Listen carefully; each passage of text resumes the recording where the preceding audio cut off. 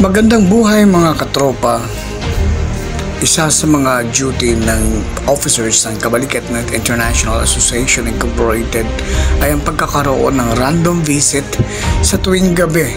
Kasama ko po ang pag-iikot ang ating Region 4A Governors ng Kabalikat na walang iba kundi si Sir Dong Riambodanza at ang ating Hepe ng Operation National, si Sir 1160 at ang ating National Monitoring na si Ma'am Telma.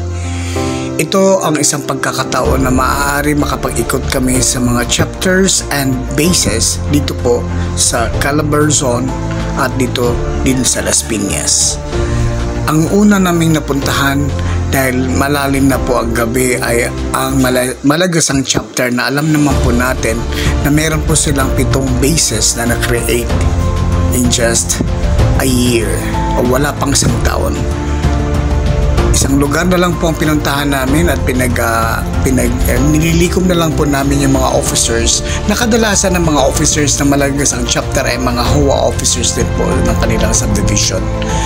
So nagtipon-tipon at doon diniscuss namin ang mga pasasalamat mula sa Malagasang chapter dahil kasama po natin si Ma'am Telma na isa sa mga tinulungan po ng Malagasang chapter nung siya ay na-confine. At diniscuss din po namin ang mga possible na mga pagbabago lalong-lalo na sa insurance at doon sa mga logo at lalong-lalo na ang yung flag natin sa ating uniforme. So maraming bagay din po at pinaabot din po namin sa kanila ang isang imbitasyon na maaaring naimbitahan sila mamayang gabi na po alas 8 po sa San Nicolas 3 Barangay Hall.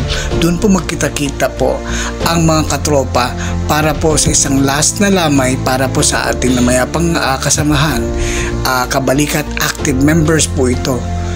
Sana po makarating po ang lahat at maraming salamat po sa Malagasang chapter at officers and members ng Malagasang. Maraming salamat po sa inyong lahat.